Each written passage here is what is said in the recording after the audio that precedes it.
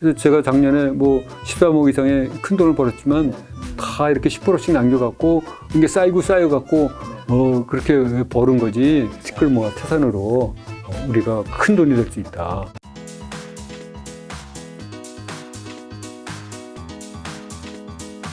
네, 네 번째는 이제 매매 관련 가이드. 네네.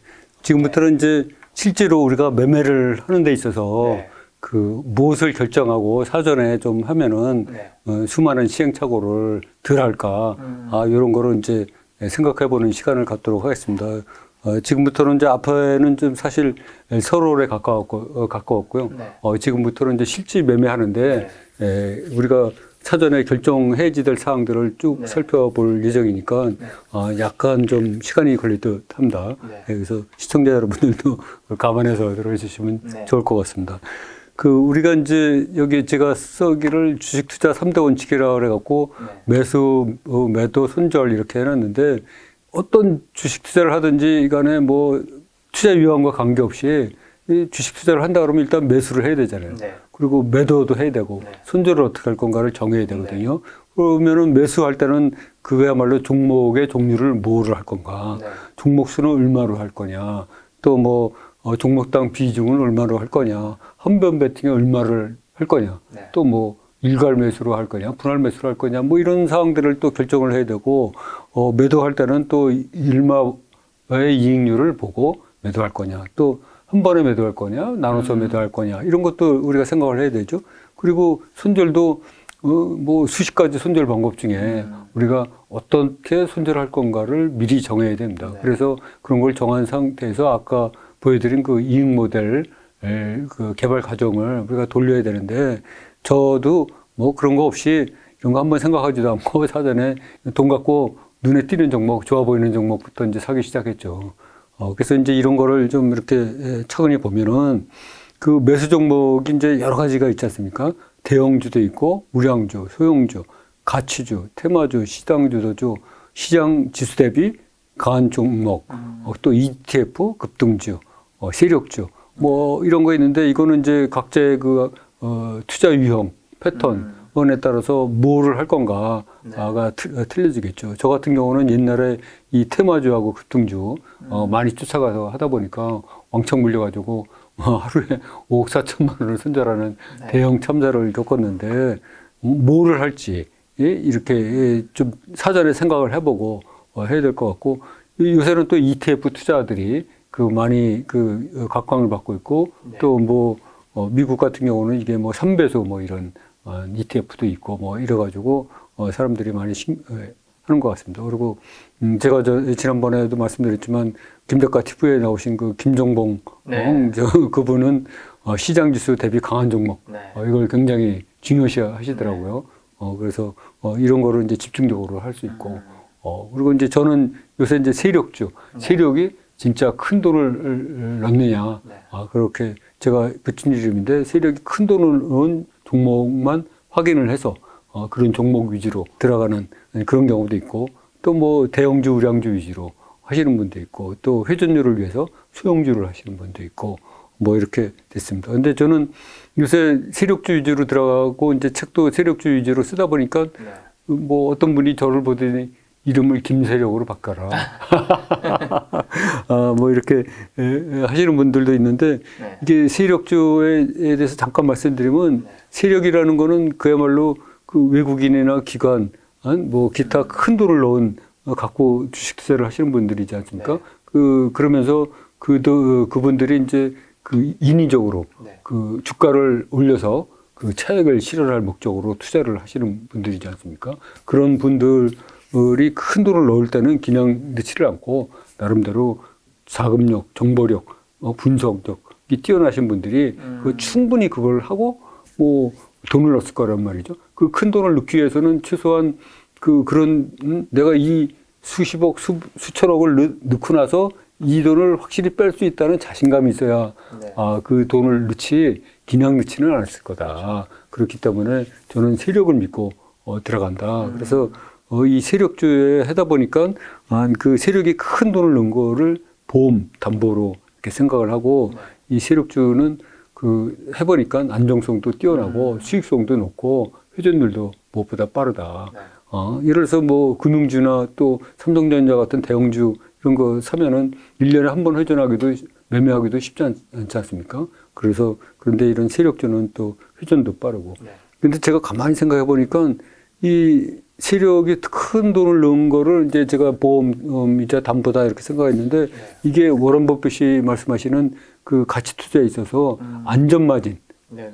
안전 마진하고 비슷하다. 적정 가치보다 싼 주식을 안전 마진이 많이 확보된 주식을 많이 선호하지 않습니까? 네. 저도 마찬가지로 그 세력이 큰 돈을 더 많은 돈을 넣는 그런 그 주를 굉장히 선호하고 있습니다. 그러다 보니까 이제 그 워런 버핏이 첫 번째 원칙이 절대로 돈을 잃지 않는다. 그리고 두 번째가 첫 번째 원칙을 잊어버리지 않는다. 네. 그런데 저도 매매 원칙 첫 번째가 절대로 물려도 살아날 수 있는 종목만 들어간다. 살아나서 돌아오지 않을 종목은 절대로 안 들어간다. 네. 그래서 비록 단기 매매를 하지만 네. 워런 버핏과 비슷한 철학을 갖고 있다. 저는 네. 이렇게 자부를 하고 있습니다. 그래서 이제 예를 들어서 그 테마주나 급등주를 해보다가 나는 이거 도저히 안 되겠다. 이거 계속 하니까 승률도 떨어지고 그 계속 손해보는다. 그러면 이제 바꿔야죠. 아까 그 모델 상에서 바꿔갖고 뭐 ETF, 안전한 ETF로 간다든지 시장지수 대비 강한 종목을 골라서 간다든지 그렇게 계속 바꿔야 될 것 같습니다. 여기에 매수 종목을 어떤 거를 택하는 거는 그 정답이 없습니다. 정답이 없고 자기의 그 매매 패턴에서 뚫리고 정답은 결국 어떤 게 승률을 높이느냐, 이익률을 높은 이익을 갖다 주느냐, 그런 거기 때문에 여기서 그 어떤 거를 택하는 거는 각자의 선택입니다. 옳고 그름이 없습니다.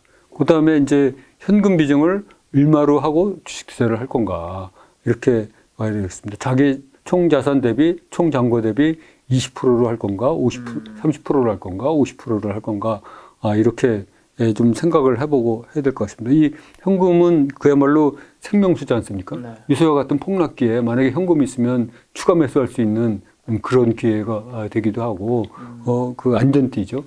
근데 이게 저 같은 경우에는 그 뭐라 그럴까요? 그런 거 생각 없이 그냥 있는 돈 다, 있는 돈 다 지려고 봤죠.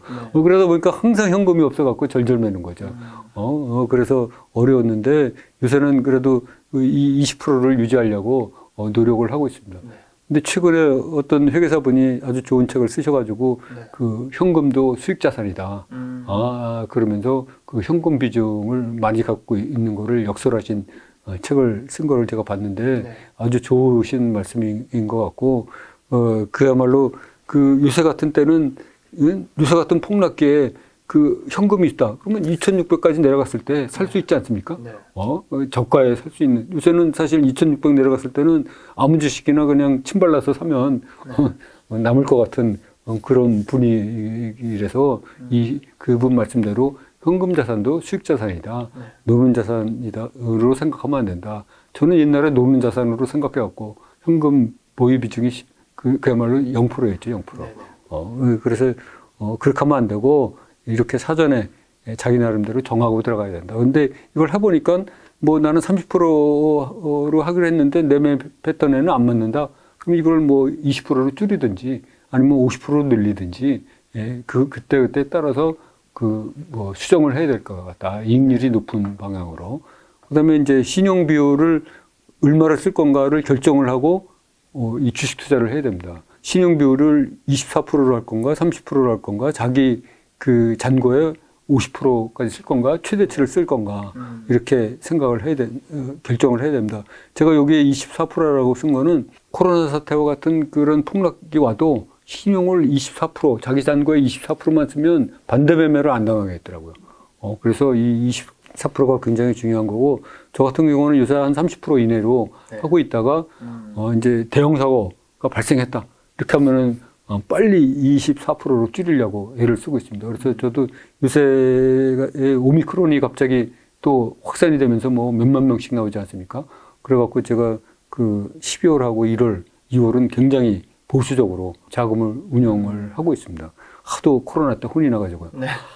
그럴 때 하루에 코로나 때 뭐 3억 5,600만 원을 손절하고 하루에만 2억 4,400만 원을 손절해갖고 아주 그냥 내상이 굉장히 네. 심했었는데, 근데 이제 그 최근에 그 어떤 의사분이 나와주셔서 자기는 신용을 이빠이 쓴다. 몽땅 쓴다. 네. 여기도 한번 나오셨죠. 그분. 네네. 그래갖고 그 와인차도 안 킬. 네네. 뭐 이렇게 주장하시는 그분이 있는데, 그거는 제가 생각하기에 어떤 게 옳고 나쁘다기보다 그 자기의 매매 패턴에 네. 따라 틀리고 자기의 성격에 따라 틀리고 투자 패턴에 따라 틀린 거기 때문에 그걸 뭐 나쁘다고 비난할 거는 전혀 아니고 네.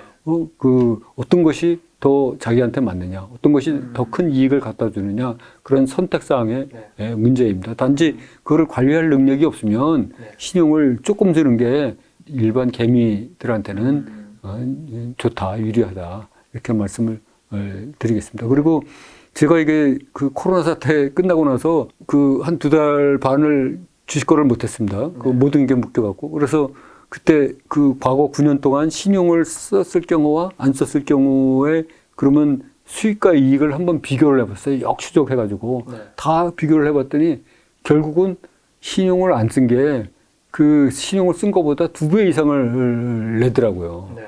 신용을 쓰면은 뭐 반대 매매 당하죠. 일정 기간 동안 매매도 못하죠. 잔고 다 털리죠. 뭐 이러다 보니까 그야말로 노는 기간이 많은 거예요. 돈을 못 버는 기간이 많아요. 네. 그래갖고 결국은 증권회사만 좋은 일 시킨다. 그러니까는 가급적 신용을 적게 써라.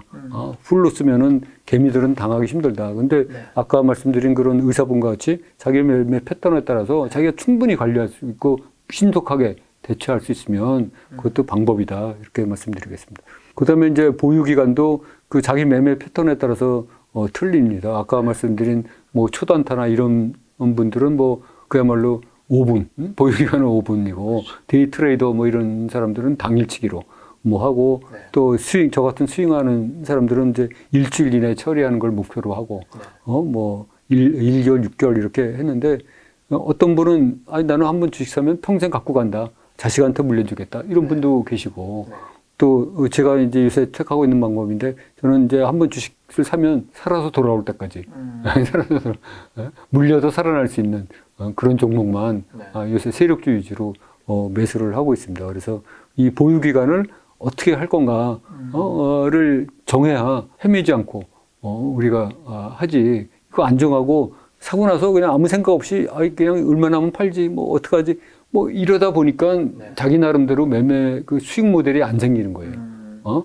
그런 생각이 해야 결국은 수익 모델이 생기고 내가 어떻게 수정을 할까 하는 생각이 생기는 건데 그런 원칙과 규진이 없이 무대뽀로 하니까 그 수익 모델을 어떻게 수정할까 그 자체가 생각이 안 나는 거죠.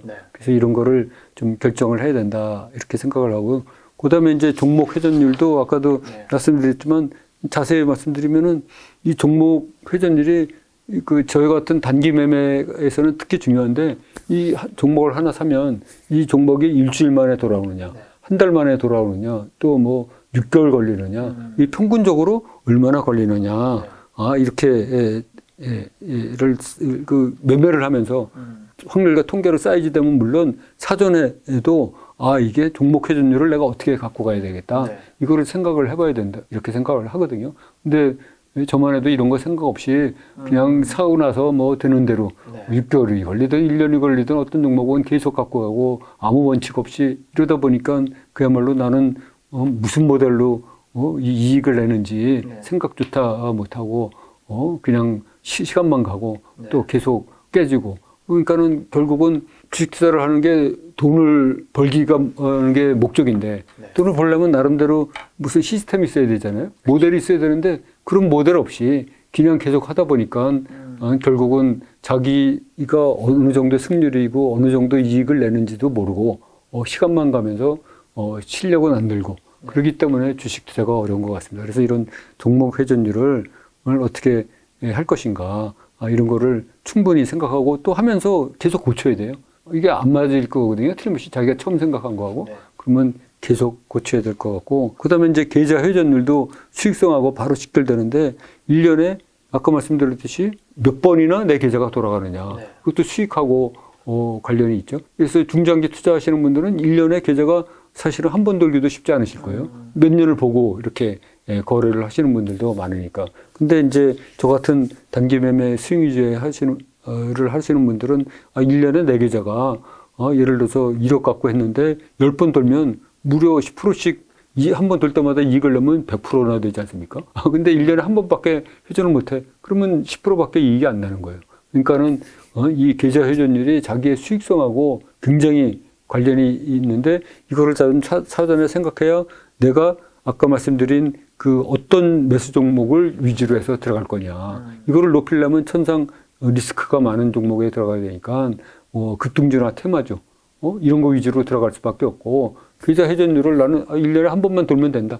이러면은 뭐 대형주나 우량주, 시장 주도주 이런 거를 찾아서 해야지 되고 이거에 따라서 자기가 어떤 종목을 들어갈 거냐. 그게 이제 결정이 되는 거죠. 그냥 뭐 정보에 의해서 리딩방에서 추천한다고 전문가가 추천한다고 그냥 이 종목 저 종목 사게 되다 보면 결국 이런 종목 회전율이나 계좌 회전율을 어떻게 돌아가는지 생각조차도 못한다. 데이터와 통계를 낼 수가 없다. 그리고 이제 그 보유 종목 수를 한 개로 할 거냐, 5개 이하로 할 거냐, 10개로 할 거냐, 뭐 20개로 할 거냐 이렇게 하는데 대개 이제 가치 투자하시는 분들은 이제 그 종목 수가 그렇게 많지 않죠. 그 몇 년을 내다보시고 하시는 분들이고. 그런데 얼마 전에 나온 아까 말씀드린 그런 의사분은 원샷 원킬을 하다 보니까 주로 한 개 종목에 모두 몰빵해서 그렇게 해서 하는 거고 저 같은 경우는 이제 이 여러 번의 5만 건 이상의 실거래를 하다가 수많은 시행 착오 끝에 제 매매 패턴에서는 10개 종목이 제일 맞다. 이렇게 해서 저도 뭐 5개 종목도 하고 20개 종목도 하고 해보고 1개 종목도 해보고 더 많은 종목도 해보고 그랬는데 결국 승률과 이익률을 높이기 위해서는 내 매매 패턴에서는 10개 종목으로 하는 게 딱이다. 이렇게 해서 지금은 10개 종목을 원칙으로 하고 있습니다. 그리고 이제 한 종목당의 비중을 어떻게 할 거냐. 이것도 우리가 이제 생각을 해봐야 되는데 아까 말씀드린 원샷 원킬 그런 경우는 한 종목당 비중이 100%잖아요. 그냥 다 몰빵이죠. 그리고 집중 관리하는 거고 이제 한 종목당 비중을 50%로 할 거냐, 20%로 할 거냐, 10%로 할 거냐, 5%로 할 거냐, 뭐 어떻게 할 거냐를 사전에 좀 생각을 하고 투자를 해야 된다. 제 초기만 해도 그냥 한 종목에서 물렸어. 그러면 물 타다가 돈 없으면 더 꼬아와갖고 또 다른 종목 사고 뭐 이렇게 하다 보니까 이게 비중 관리 자체라는 개념 자체도 없고 되는 대로 하는 거죠. 근데 요새는 제가 이 한 종목당 비중을 절대로 10% 넘기지 않는다. 그래야 리스크 관리가 되고 제 이익 모델에서는 승률도 높이고 이익도 들어갈 수 있다. 그래서 10%를 고수를 하고 있고요. 그 다음에 이제 한 종목의 배팅을 어떻게 할 거냐. 이것도 이제 보면은 한 번 배팅에 얼마를 들어갈 거냐. 원샷 원킬로 만약에 내가 이제 거래를 하기로 했다 그러면 한 번 배팅에 100%다 들어가야 되겠죠. 그리고 뭐 두 종목으로 하는데 일괄 매수를 한다 그러면 한 번 할 때 50%씩 들어가야 되고 그거에 따라서 생각을 하고 해야 된다. 근데 이것도 방법이 여러 가지가 있는데 저는 이제 제 이익 모델에서는 10개의 종목으로 나눠서 한 종목당 그것도 4번의 분할 매수를 하는 거를 원칙으로 하고 있기 때문에 한 번 배팅에 저는 2.5% 이렇게 해서 들어가고 있습니다. 그래서 암만 종목이 좋아 보여도 절대로 저는 2.5% 못 들어가죠. 그리고 원샷 원킬 이거는 저야말로 다리가 후들거려서 간이 작아가지고 못하고 배짱도 없어서 못하고 그거는 이제 뭐가 옳다 그러다 보다는 자기 성격 성향 그거에 따라서 굉장히 틀리다. 만약에 원샷 원킬 하시는 분이 저 같은 매매 패턴으로 하라. 그분은 또 답답해서 못 하시고요. 절대로 못하니까 저는 그렇게 하라 그러면 못하고 그거는 다 상대적인 거고 그분은 그분대로 옳고 나는 나대로 옳고 서로 다른 것 뿐이죠. 근데 그걸 어떤 거를 택하느냐는 자기의 성향하고 굉장히 밀접한 관계가 있다. 이런 생각이 듭니다. 그 다음에 이제 이거를 이제 일괄 매수할 거냐, 분할 매수할 거냐, 분할 매수하면은 몇 번에 나눠서 할 거냐. 이런데 이제 원샷 원킬을 하다 보면 이제 일괄로 매수하게 되게 되고 저같이 이제 분할 매수를 하게 되면은 이제 여러 번 나눠서 하게 되는데 이거를 두 번에 나눠서 하느냐, 세 번, 네 번, 다섯 번 이상으로 하느냐 이렇게 여러 가지 방법이 있는데 저는 이제 그 수많은 시행착오 끝에 뭐 저도 두 번에 나눠서 뭐 해보기도 하고 뭐 10번에 나눠서 보기도 하고 뭐 많은 방법을 했어요. 그러다가 결국 제 매매 패턴에서는 그 네 번에 나눠서 사는 게 제일 그 합리적이다. 그리고 이익을 극대화하고 장기 이익을 극대화하고 승률을 높여서 할 수 있다. 이렇게 생각해서 저는 이제 시행착오 끝에 네 번에 하는 거로 정착을 했습니다. 이것도 이제 사전에 좀 생각해보고 들어가면은 생각 안 하고 하는 것보다 훨씬 시행착오를 많이 줄일 수가 있죠. 그리고 이런 것도 그야말로 마스터 따라하기가 필요한 겁니다. 그래서 같이 투자하시는 분들도 아마 한 번에 매수하시는 분들도 있지만 그 여러 번 나눠서 매수하시는 분들도 있을 거예요. 그래서 그런 분들은 어떻게 하는지 그거를 조사하고 연구해갖고 그분이 하는 대로 쫓아오면 될 것 같습니다. 그리고 이제 분할 매수를 할 경우 이 분할 매수의 간격이 어떻게 되는지 그것도 뭐 굉장히 다양한데 이거를 3% 떨어지면 또 살 건지 5% 떨어지면 살 건지 아니야 나는 뭐 20% 떨어지면 살 건다. 그거를 사전에 좀 정하고 이것도 많은 사례를 연구하고 공부해서 어느 거가 매매 패턴에서는 맞는지 그렇게 해서 해보다가 또 틀리면 또 고치고 자꾸 그래야 될 것 같습니다. 그래서 저 같은 경우에는 여러 가지 방법으로 다 해보다가 제 매매 방법에서는 그 뭐라 그럴까 그 10%씩 해서 4번 나눠서 하는 것이 가장 좋다. 그래서 저는 10% 매수를 하고요. 그러다 보니까 이제 제 전체 계좌를 10개 종목으로 나누고 그 종목을 또 4번에 나눠서 하다 보니까 10개 계좌가 4번 나누니까 모두 다 사는 경우에는 40건을 거래할 수가 있더라고요. 근데 이 40건을 제가 처음에는 4개 계좌로 분할을 해갖고 첫 번째 계좌에서 하나를 사고 그 다음에 10% 떨어지면 두 번째 계좌에서 사고 그 다음에 또 10% 떨어지면 세 번째 계좌에서 사고 그 다음에 또 떨어지면 이제 네 번째 계좌에서 사고 그런데 두 번째 종목을 살 때는 첫 번째 계좌에서 그 두 번째 종목의 첫 번째 살 때를 첫 번째 계좌의 첫 번째 사는 그 계좌에서 사는 게 아니고 30% 떨어진 계좌 그 네 번째 계좌에서 사는 거죠. 그리고 그 다음에 두 번째 사는 경우에는 이 세 번째 계좌에서 역순으로. 역순으로 그죠? 지그재그 무슨 말씀인지 알겠죠? 지그재그로 이렇게 사다 봐서 그렇게 계좌를 관리하다 보니까 그게 시장이 예를 들어서 어느 날 50% 폭락을 하는 경우에도 그렇게 계좌를 관리하면 전체 종목이 35%밖에 폭락을 안 하더라. 그래서 시장 폭락 대비 15% 정도 그 마진을 갖고 여유 있게 자금을 관리할 수 있다.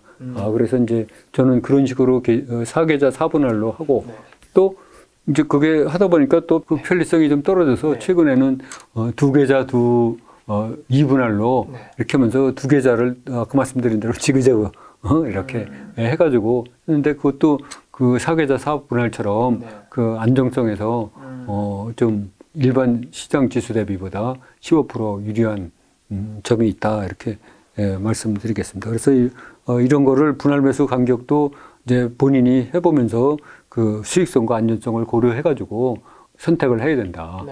이렇게 생각을 해야 됩니다. 그 다음에 이제 중요한 얘기인데 이제 매수 가격대를 예를 들어서 저점에서 매수할 거냐, 어느 정도 가격이 올라간 뒤에 매수할 거냐, 고점에서 매수할 거냐, 아니면 이런 걸 섞어서 매수할 거냐 이렇게 생각을 해야 되는데 저 같은 경우는 옛날에 뭐 주로 급등주, 테마주, 날아가는 주 이런 거 위주를 하다 보니까 이 고점 매수를 많이 하다 보니까 그 왕창 벌려가지고 이렇게 어느 날 보니까 시장의 지수는 계속 올라가는데 제 보유 종목은 계속 떨어지는 거예요. 그래갖고 나중에 통계를 내보니까 그 괴리가 무려 25%나 벌어졌더라고요. 시장 지수하고. 그래서 이게 만약에 시장 지수하고 같이 움직였으면 물린 거 다 털고 이렇게 잘 돌렸을 텐데 오히려 뭐 시장 지수는 올라가는데 내 거는 떨어지고 있어서 이게 25%나 벌어졌으니까 이게 뭐 6개월 동안 아무것도 못하고 자금이 홀딩되고 그 바람에 제가 대량 손절을 하게 됐는데 매수 가격대를 거를 택하느냐도 굉장히 중요하거든요. 어떤 분은 이 유난히 고가에서 노는 거를 좋아하시는 분이 있고 어떤 분은 저가에서 턴어라운드 되는 그런 종목을 좋아하시는 분이 있고 또 어떤 분은 저가로 하면 이게 또 지하 2층 밑에 3층, 4층도 있으니까 나는 그거보다 적정하게 올라온 종목을 난 선호한다. 이런 분도 계시거든요. 그러니까는 그거를 나는 어떤 가격 매수대에 할 건가를 자기가 미리 공부하고 연구하고 해서 정하고 들어가면 네. 덜 헤맨다. 저는 옛날에 이런 거 생각 없이 그냥 날아다니는 이 고점 미수 위주로 매수를 하다가 이게 이래서 하도 이제 혼이 나가지고 요새는 이 저점 위주의 매수를 하면서 세력이 확실히 들어오고 그 진짜 큰 돈을 넣었다. 이럴 경우에는 가끔 중점 매수도 하고 고점도 매수하면서 혼합 형태로 하고 있는데 대개의 비중의 60, 70% 이상은 이 저점 위주로 매수를 하고 있습니다. 그래서 이것도 자기 성격하고 굉장히 많이 관련성이 있습니다. 그 고점 매수를 하시는 분들은 끝까지 고점 매수만 하시더라고요, 보니까. 그냥 날아가는 종목 계속 억제 타다니면서 그 바닥 대비 뭐 몇 배 이상 올라온 종목, 이런 종목, 최근에 엔터즈하고 게임즈가 얼마 전에 떴잖아요, 작년 말에. 뭐 그런 종목만 계속 들어가는 거예요. 그런 분도 있고, 그거는 뭐 성격 성향이니까 거기에 들어가서도 계속 이익만 내시면 되죠. 근데 저 같은 경우는 거기에 들어가서 하도 혼이 나가지고, 이제 주로 이 저점 위주로 60, 70% 이상을 저점 매수 위주로 한다, 이렇게 되고. 그 다음에 이제 매수 포인트도 보면은 그 돌파를 주로 노릴 거냐, 눌림목을 노릴 거냐, 아니면 고가 놀이를 노릴 거냐, 이 신고가 놀이를 주로 노릴 거냐, 혼합을 할 거냐 하는데 되게 약간 고수들은 이 돌파를 좋아합니다. 왜냐하면 빨리 쇼부가 나니까. 근데 이제 눌림목 매수는 한번 올라갔다가 약간 꺾이잖아요. 그러면 여기가 언제 돌아올지 모르죠. 근데 얘는 조금 그 안전성이 있죠. 그래서 좀 실력이 좀 미진하신 분들은 눌림목 위주로 매수하는 게 굉장히 좋고요. 그리고 이제 고가 놀이는 예를 들어서 어떤 종목이 10% 올라갔는데 그 향후 며칠 동안은 이 10% 올라간 거 이하로 떨어지지 않고 계속 그 위에서 노는 거죠. 그런 종목만 또 찾아 들어갈 수도 있고 또 이 신고가라고 20일 신고가, 60일 신고가, 뭐 120일 신고가, 역사적 신고가 뭐 이런 거가 있는데 이 신고가가 좋은 거는요 굉장히 그 탄력성이 높습니다. 예를 들어서 20일 신고가, 120일 신고가 이렇게 그 순간이 돌파되면은 그냥 어떤 때 이익이 날 때는 팍 납니다. 그래서 굉장히 매력적인데 이게 또 단점은 잘못하면 물리일 수가 있거든요. 그래서 이것도 굉장히 리스크가 있는데 또 신고가만 쫓아서 들어가시는 분들도 있습니다. 그래서 아예 조건 검색식을 신고가만 검출이 되게끔 만든 다음에 신고가만 들어가시는 분들도 있습니다. 그래서 그거를 어떤 거를 할 거냐를 자기가 이렇게 생각을 해야 됩니다. 근데 최근에 그 유튜브에 그 어떤 그 단타 위주로 하시는 무슨 개미가 있는데 유명하신 개미가 있는데 그분은 단타를 하지만 돌파 위주로 안 하고 철저하게 눌림목 위주로 해가지고 커다란 수익을 내서 뭐 과거 거의 50몇 개월을 연속 수익을 내셨다고 뭐 그런 영상을 제가 봤습니다. 그러니까는 이것도 어떤 것이 옳고 좋은 게 아니고 자기의 그 매매 패턴에 따라서 틀린 거거든요.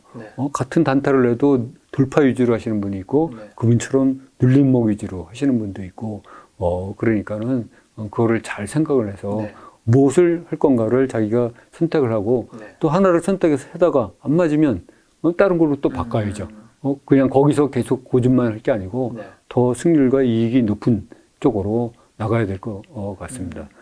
그래서 이런 것도 잘 좀 생각을 해보고 선택을 해야 되고 또 매수 시간대도 보면은 장 초반, 장 중반, 장 후반 혼합해서 할 거냐 이렇게 생각하는데 저 같은 경우는 주로 장 후반 한 2시 반 이후에 아주 얕은 가격으로 하든지 아니면은 종가나 종가 근처에서 사고 있거든요.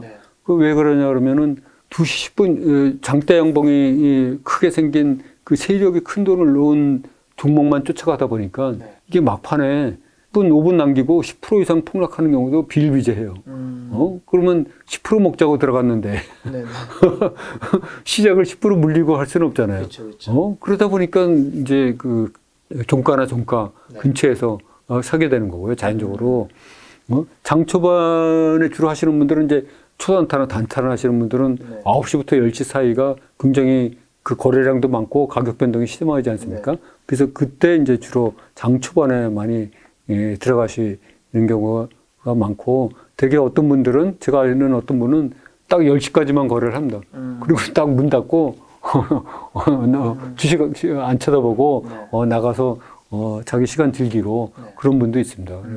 그런 분도 있는데 지금 제 매매 패턴을 보고 배워갖고 그 장 후반에 이제 하시는 분들이 있는데 이분들이 이걸 하다 보니까 좀 지루하거든요. 네. 그래갖고 이제 살살 요령이 생겨갖고 이제 노는이 뭘 한다 그래갖고 이제 장 초반에 들어가시는 분들이 꽤 있으시더라고요. 네. 그래갖고 이제 사실 제가 하는 그 장대 양봉이 전날 발생한 거는 그 다음날도 탄력성이 좋은 경우가 꽤 있거든요. 네. 그러면 뭐 그거 갖고 이제 살짝 뭐 추가로 사고 뭐 팔고 해서 이익을 내갖고 처음엔 좋았어요. 근데 이게 이제 자꾸 그렇게 하다 보니까 실수가 생기잖아요. 그래갖고 왕창 물리는 경우가 또 많이 발생합니다. 그래서 너무 요령 부리지 말고 그 자기 매매 패턴에 충실을 해야 되겠다. 주식시장에 그런 분의 속셈은 뭐냐 그러면 주식시장에 있는 모든 돈을 다 먹으려고 해서 문제가 되는 거거든요. 그냥 먹을 것만 먹어야 되는데 네. 그냥 그 예를 들어서 그 새우잡이 배가 고래까지 잡으려고 나가서 이렇게 하다가 난파선 되는 거죠. 그 자기가 먹을 것만 먹어야 된다 이렇게 생각을 합니다. 그 다음에 이제 매도도 일괄 매도할 거냐 분할 매도할 거냐 이런 거를 정해야지 된다. 일단 그 완체완킬은 매도도 제가 알기로는 일괄 매도 식으로 하시는 경우가 있는데 그걸 알고 있는데 그거를 사전에 나는 매매를 하면은 일괄로 할 건가 분할로 할 건가 분할로 했을 경우 몇 회로 나눠서 할 건가 그 2회냐 3회냐 5회냐 이렇게 나눠서 할 건가 이익을 어떻게 나눠서 실현할 건가를 또 생각을 해봐야 됩니다. 근데 그런 거를 생각을 안 하고 그냥 드는 대로 팔고 있는 거죠. 근데 저 같은 경우는 이제 그 매수는 분할로 하지만 아까 말씀드렸듯이 10개 종목을 4번에 나눠서 40개를 모두 샀는데 그거를 그 팔 때는 원바이원으로 하나씩 일괄로 팔고 있습니다. 그래서 살 때는 분할 매수하지만 팔 때는 저도 일괄 건바이 건으로 40건을 한 건씩 그 분할 매수로 팔고 있다. 아니 분할 매도로 팔고 있다. 이렇게 말씀드리도록 하겠습니다. 그리고 이제 그 매도이익 실현율도 보면은 내가 이제 주식을 사고 나면은 이거를 5% 남기고 팔 거냐, 10% 남기고 팔 거냐, 아니면 따블은 볼 거냐, 아니면 따따블을 볼 거냐, 이런 거를 정하고 들어가야 될 것 같습니다. 이거는 매매 패턴하고도 굉장히 관련이 있는데, 예를 들어서 중장기 투자를 한다. 그러면 5%, 10% 남고 팔 수는 없잖아요. 최소한 뭐 따블이나 따따블은 봐야 되겠죠. 그 보유 기간이 오래야 되는데. 근데 저 같은 단기 매매는 도저히 그 특성상 따블, 따따블을 볼 수가 없죠. 그래서 5%를 남기고 팔 거냐, 10%를 남기고 팔 거냐, 20%를 남기고 팔 거냐, 이렇게 했는데, 저도 이제 그 많은 시행착오를 겪어서 하다 보니까 제 매매 패턴에서는 여러 가지 그 이익 실현율 중에 가벼운 종목은 10%, 무거운 종목은 5%, 이렇게 남기고 파는 것이 제일 좋다. 이렇게 해서 거기에 이제 주로 10% 위주로 이익을 하고요. 그 이익 실현 방법도 저는 10개 종목을 4번에 나눠서 4개 계좌로 이렇게 분산해서 있기 때문에 그 각 계좌별로 10% 남으면 예를 들어서 어떤 종목을 샀는데 얘가 30% 떨어졌어. 그래서 4차로 분할 매수했어. 그러면 얘가 이제 올라서 마이너스 20%까지 올라갔어. 그러면 이 계좌 하나를 파는 겁니다. 이 계좌 하나 팔아서 10% 남기는 거죠. 이 30% 떨어진 계좌가 그 원래 취득 가격까지 올라가기를 기다리지 않는 거죠. 왜냐하면 다른 좋은 종목도 살 게 많기 때문에 이 종목 팔아갖고 일단 10% 이익을 챙긴 다음에 그 돈으로 또 다른 종목을 그날로 사니까 자금이 노는 게 아니고 계속 회전이 되니까 그렇게 하는 게 여기 기다렸다가 한꺼번에 이익을 실현하는 것보다 훨씬 회전율과 수익성이 높더라. 제가 테스트를 계속 매매를 해보니까 그래서 건바이 건으로 원바이 원으로 40개를 다 별도의 종목인 것처럼 해가지고 팔고 있다. 이렇게 말씀드리도록 하겠습니다. 그런데 그런 거를 경험해보지 못한 분들은 이제 뭐 일괄로 팔려고 그러고 사실 그렇게 해서 건별로 남는 그 이익 금액이 있지 않습니까? 그게 티끌모아 태산으로 진짜 쏠쏠합니다. 그래서 제가 작년에 뭐 13억 이상의 큰 돈을 벌었지만 뭐 따블 나서 이렇게 큰 돈 번 거 아니고 다 이렇게 10%씩 남겨갖고 그 30%짜리, 마이너스 30%짜리가 20% 됐을 때 팔고, 20%짜리가 10% 됐을 때 팔고, 이런 게 쌓여갖고, 네. 그렇게 버는 거지. 뭐, 이게 그냥 왕창 땀을 따따블 나서 이렇게 버는 거가 아닙니다. 그래서 이렇게 소소하게 모이는 것도 티끌모아 태산으로 우리가 큰 돈이 될 수 있다. 그래서 그런 거를 좀 잘 염두에 두시고 너무 한 입에 배부르려고 그러지 않는 게 좋을 것 같다. 이런 말씀을 드리도록 하겠습니다. 그 다음에 이제 이게 중요한 게 손절을 그러면 어떻게 할 거냐. 네. 이 손절이 이제 중요한 사항인데 대개 보면 이제 초보 시절에는 매수 원가 위주로 많이 네. 손절을 합니다.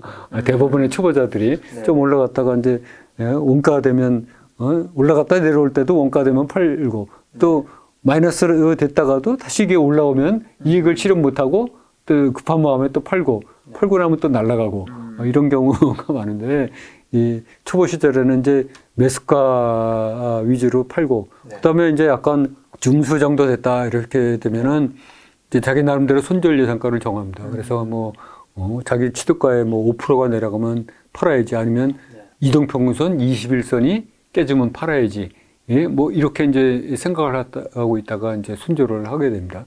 그리고 이제 더 고수가 되면 그 대부분의 고수들은 자기 나름대로 그 느낌이 있고 동물적 감이 있어가지고 네. 딱 들고 있다가 이거 아닌 것 같다. 이렇게 하는 경우에 이제 매도를 내는 고수들이 많더라고요.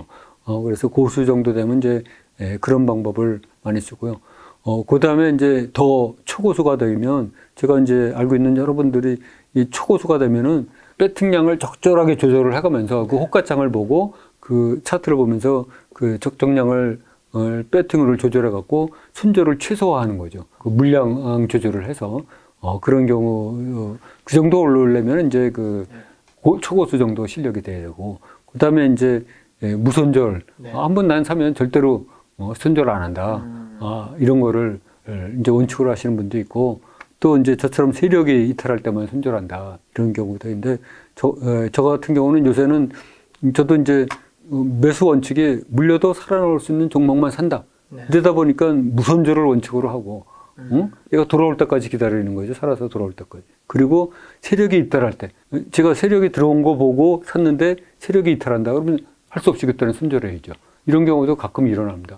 그래서 저는 이제 무손절 원칙에 세력이 이탈할 때만 손절한다. 이런 손절 원칙을 갖고 있습니다. 근데 이게 제가 여지껏 주식 투자하면서 12번 깡통 차면서 누적 손절액이 무려 11억에 이르거든요. 이 손절을 하기 시작하면 손절 이상 금액으로 벌기가 되게 힘듭니다.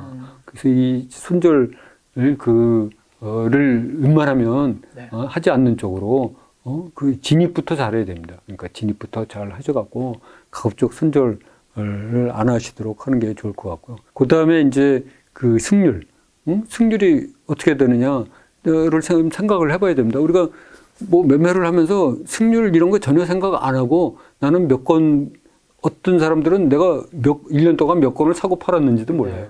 그래서 승률이 어떻게 되는지 승률에 대한 개념도 없습니다. 근데 이게 승률이 대개 보면 70% 이하이고 70에서 80%, 또 80% 이상 이렇게 세 가지로 분류를 해놨는데 이 70% 이하인 경우에는 거의 도박 수준입니다. 주식 투자를 하면서 승률이 70% 이하 되면은 돈을 벌 수가 없어요. 제가 해보니까.